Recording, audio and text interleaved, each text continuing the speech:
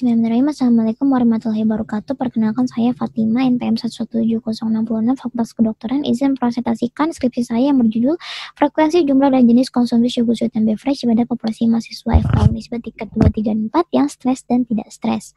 Di mana stres adalah keadaan ketegangan mental akibat tekanan psikologi, sosial, atau fisik menurut Kessler, dijuluki sebagai epidemi abad ke-21 oleh WHO dan telah banyak diteliti sebagai faktor risiko penyakit kronis.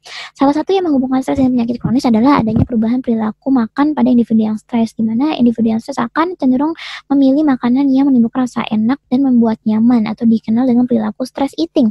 Jenis makanan yang membuat rasa nyaman atau enak adalah comfort food istilahnya, dan identik dengan komposisinya yang tinggi gula, tinggi kalori, dan tinggi lemak, dan apabila dikonsumsi dalam jangka waktu yang panjang itu bisa menyebabkan berbagai macam penyakit kronis. Sama halnya dengan comfort food, sugar sweetened beverage atau SSB atau minuman manis adalah minuman yang dimaniskan dengan tambahan gula untuk memperbaiki rasa, dan apabila dikonsumsi dalam jangka waktu yang panjang bisa menyebabkan berbagai macam penyakit kronis juga.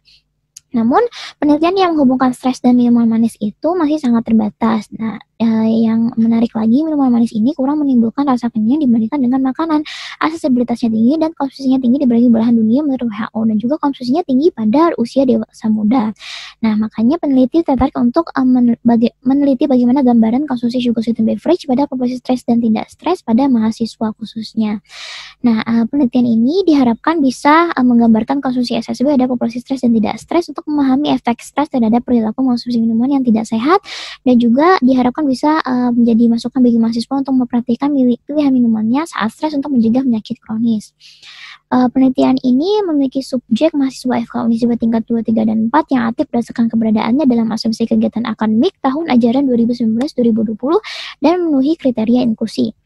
Kriteria inklusi pada penelitian ini adalah mahasiswa FK Unisba yang tidak aktif pada waktu penelitian, dengan kriteria eksklusi adalah mahasiswa yang tidak diperbolehkan atau dibatasi minuman manisnya, mahasiswa yang tidak menyetujui atau yang sulit dihubungi. Pengambilan sampel dilakukan dengan simple random sampling dengan besar sampel minimal 168 orang dengan rancangan penelitian deskriptif dan pendekatan cross-seksional. Penelitian ini yang dimaksud dengan stres adalah kondisi ketegangan mental akibat stresor yang diukur menggunakan Kessler Psychological Stress Scale, dan nanti akan digolongkan menjadi tidak stres dan tidak stres. Frekuensi pada penelitian ini adalah banyaknya SSB yang dikonsumsi dalam 1 minggu, diukur menggunakan beverage intake questionnaire dengan metode tanya jawab, dikelompokkan menjadi ada yang lebih dari sama dengan 7 kali per minggu dan ada yang kurang dari 7 kali per minggu. Jumlah pada penelitian adalah banyaknya gula dari SSB dalam gram yang dikonsumsi selama 1 hari, menggunakan questionnaire sama, dikelompokkan menjadi kurang dari 25 gram dan lebih dari sama dengan 25 gram. Jenis SSB adalah jenis minuman yang dikonsumsi responden menggunakan cara ukuran yang sama, dan nanti dikelompokkan menjadi 7 jenis golongan SSB.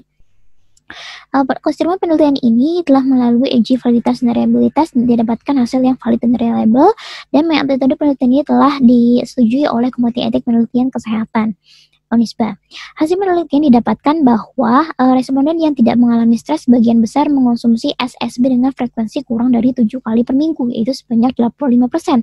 Sedangkan responden yang stres didapatkan sebagian besar mengonsumsi SSB dengan frekuensi lebih dari sama dengan 7 kali per minggu, yaitu 62%.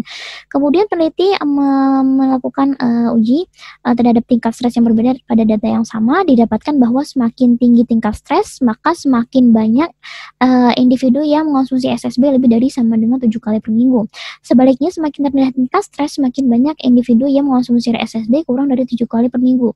Hasil penelitian ini mendukung kemungkinan bahwa individu yang lebih sering menghadapi stres akan cenderung lebih sering mengonsumsi SSB, seperti halnya pada comfort food. Pada jumlah gula didapatkan bahwa pada yang 37% responden itu yang stres mengonsumsi gula lebih dari yang direkomendasikan oleh WHO, yaitu lebih dari sama dengan 25 gram, yaitu sebanyak 37% pada individu yang responden yang stres.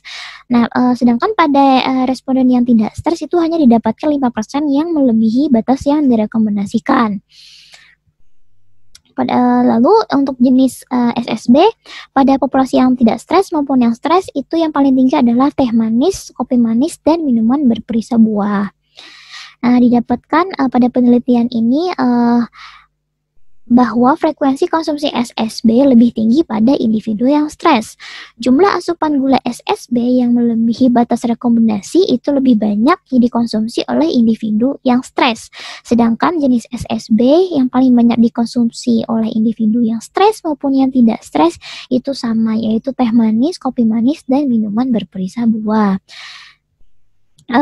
Saran untuk penelitian ini, jadi mana hasil penelitian ini menghasilkan saran bagi mahasiswa dan penyelenggara pendidikan untuk menerapkan manajemen stres yang baik, serta memperhatikan dan mengontrol konsumsi minuman manis juga, seperti halnya pada makanan dengan bijak dan diimbangi juga dengan pola hidup yang sehat untuk mencegah penyakit kronis.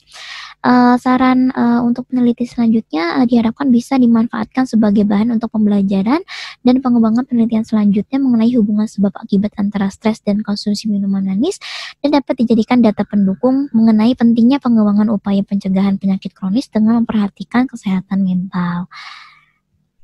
Terima kasih atas perhatiannya. Wassalamualaikum warahmatullahi wabarakatuh. Alhamdulillahirabbil alamin.